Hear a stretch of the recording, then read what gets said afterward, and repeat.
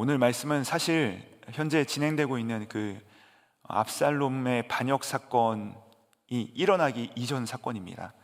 그러니까 사실은 다윗의 통치 초기에 있었던 사건인데, 그 사건이 이 모든 압살롬의 반역 이후에 등장하고 있는 것을 우리가 볼 수 있는 것이죠. 사울의 왕조가 저물고요, 이제 다윗이 그 왕으로 등극을 했는데 이런 일이 있는 것입니다. 기근이 지속되는 것입니다. 근데 이게 1년만 지속이 돼도 흉년이라고 해서 큰일인데, 무려 3년 동안이나 이스라엘에 비가 내리지 않은 것이죠. 그래서 이것은 특별한 하나님의 뜻이 있다라고 다윗이 지금 깨닫게 되고, 이것을 하나님께 가져가서 묻게 된 것입니다. 하나님, 우리가 이 일이 어떤 일입니까? 라고 묻게 된 것이죠. 그러자 하나님께서 1절에서 답을 주시는데, 사울과 그의 집안이 피를 흘렸기 때문이며, 누구를 죽였느냐 하면 바로 이 오늘 말씀에 나오는 기브온 사람들을 죽였기 때문이다 라고 하나님께서 말씀을 하신 것이죠.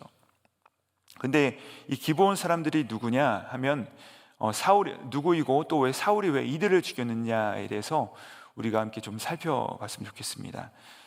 먼저 이 기브온 사람들이 누구냐면요, 신명기 7장에 보시면요, 본래 이 기브온 사람들은 가나안 족속이었습니다. 이스라엘 백성들이 가나안을 정복할 때 이 가나안에 머물던 사람들이 바로 이 기브온 사람들인데, 하나님께서 처음에 이스라엘 백성들이 들어가라고 하셨을 때 이 7 족속들을 다 진멸하라고 하셨죠. 다 없애라고 하셨습니다.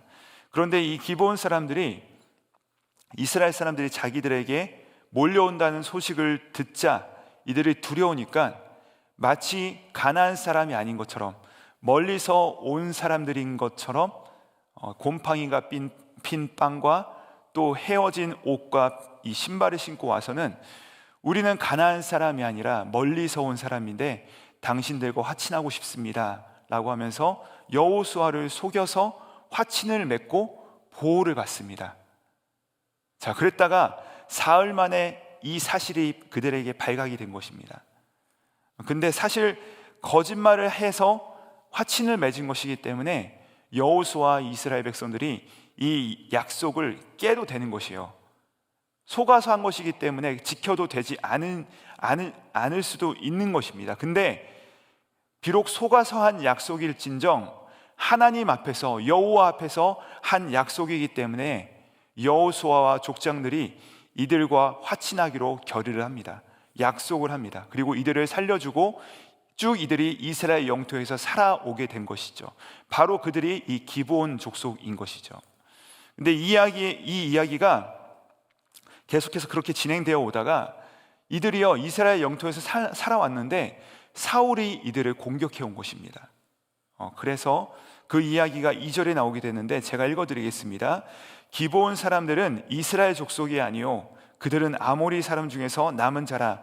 이스라엘 족속들이 전에 그들에게 맹세하였거늘 사울이 이스라엘과 유다 족속을 위하여 열심히 있으므로 그들을 죽이고자 하였더라.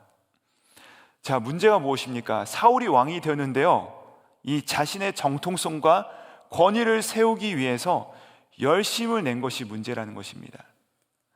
내가 이스라엘 백성들을 위하여서, 특별히 자신과 대척점에 있는 이 다윗의 가문인 유다 지파의 지지를 얻어내기 위해서 무슨 일을 한 것이에요? 내가 어떤 일을 해야 될까 곰곰이 생각해보고 열심을 내다 보니까 그 노력한 결과가 무엇이에요? 바로 이런 일을 저지르게 된 것이죠. 여러분, 지도자의 열심이요, 나쁘다고 말할 수는 없지만 잘못된 열심, 이 뒤틀린 열심이 얼마나 큰 비극을 가져오는지 우리가 알 수 있는 것입니다. 사실 여러분, 히틀러가 게을렀겠습니까?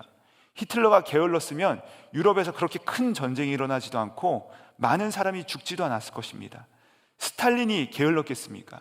여러분, 악인들은 열심을 냅니다. 최선을 다합니다.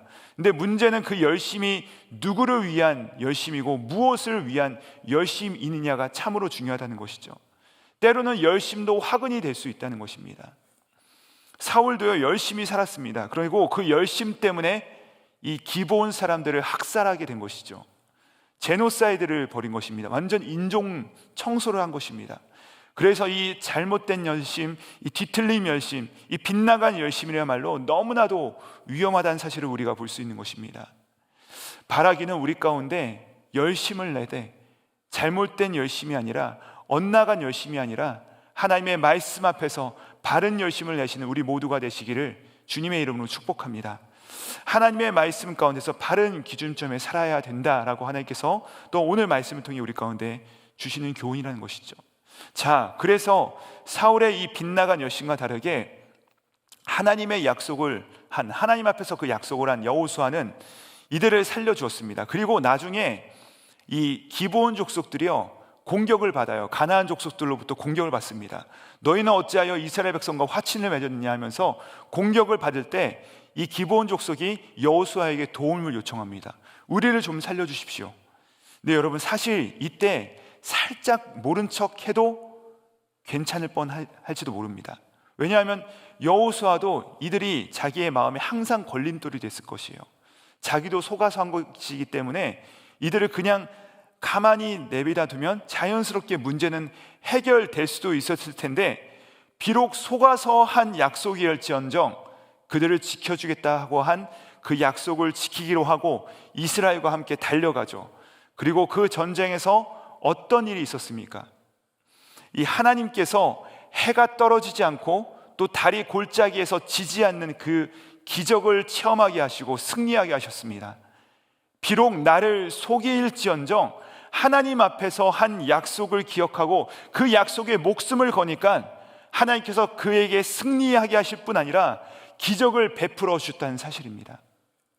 잘못된 약속일지언정 하나님께서는요 이렇게 언약을 신실하게 지키시고 중요하게 생각한다는 점을 우리 가운데 보여주신 것이죠.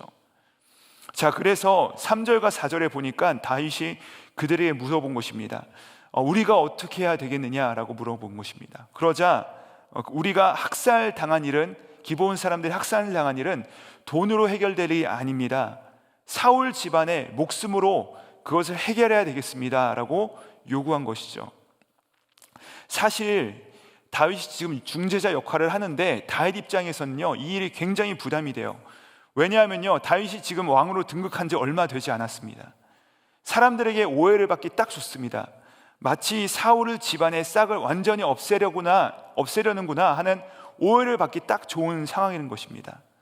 그래서 그러나 다윗이 이 문제를 해결하지 않으면 공동체의 화평을 이룰 수 없음을 알기 때문에 그가 해결자로 나서기를 자청한 것이죠. 그래서 5절과 6절에서 이 기브온 사람들이 요청한 것이 무엇이냐? 사울의 자손 중에서 7명을 우리에게 주십시오. 우리가 그들을 목매아 달겠습니다 라고 말한 것입니다. 사실 성경에서 7은 무엇을 뜻하죠? 완전수를 뜻합니다.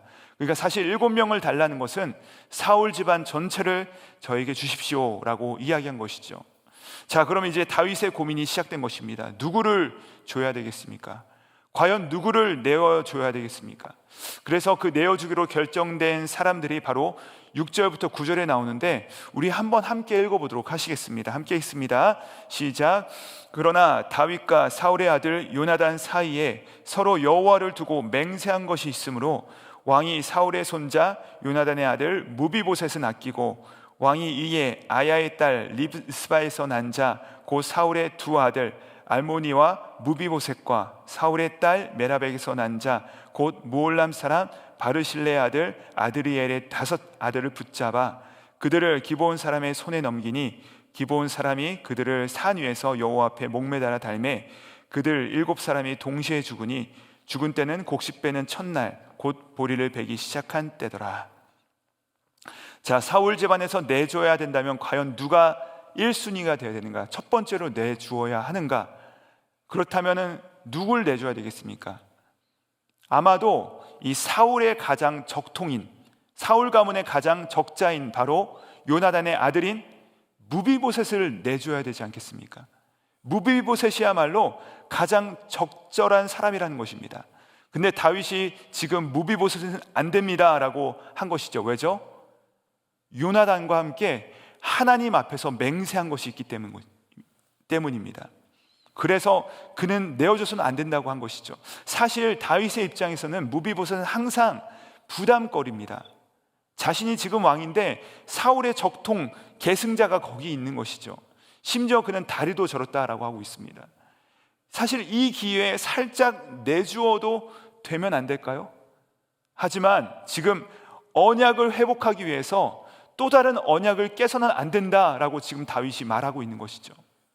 여러분, 그러므로 하나님과의 언약을 지키기 위해서 다른 사람들과의 언약을 깨는 것조차 하나님은 기뻐하지 않으신다는 것입니다.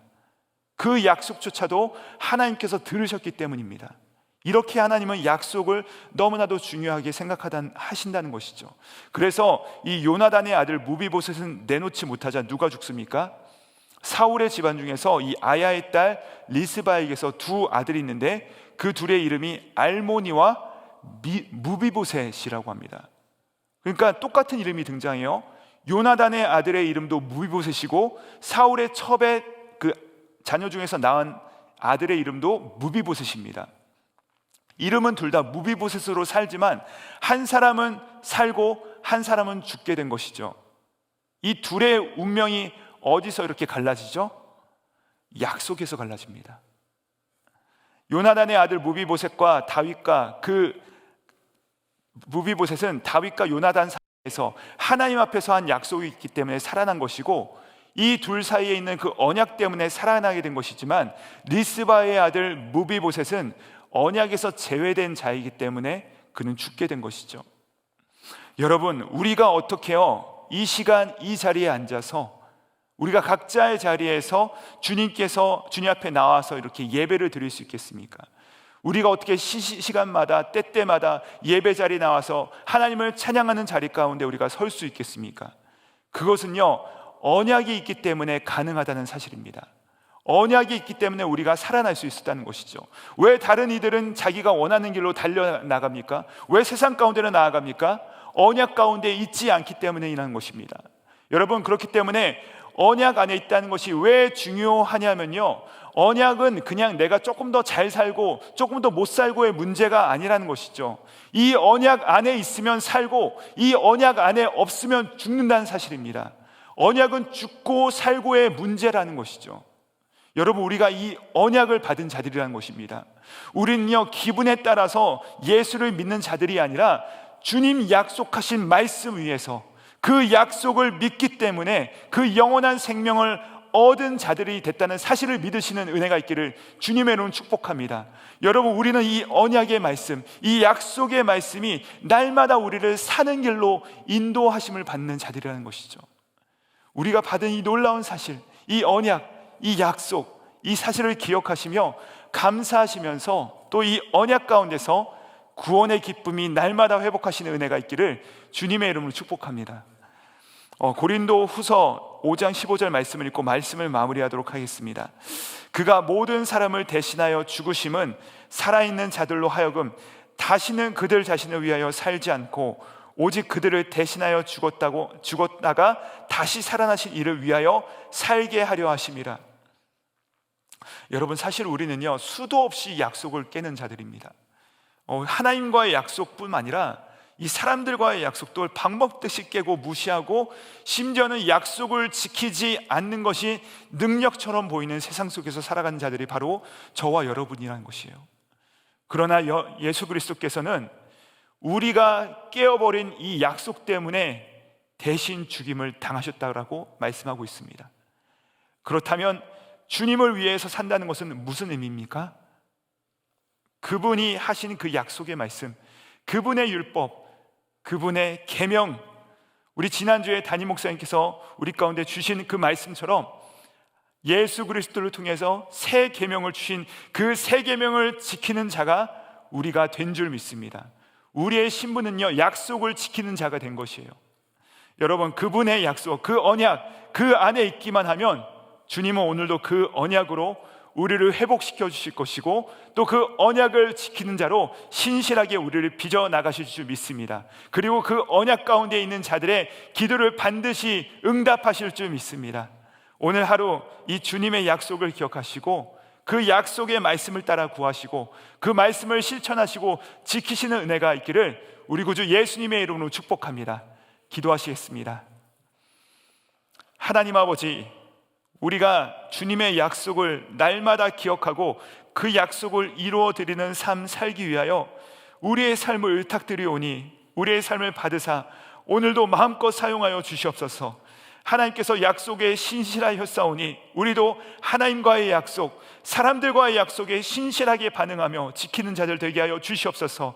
감사드리오며 우리의 구원의 약속을 지키시고 지금도 그 약속 안에서 승리하게 인도하시는 예수 그리스도 이름 받들어 기도드립니다. 아멘.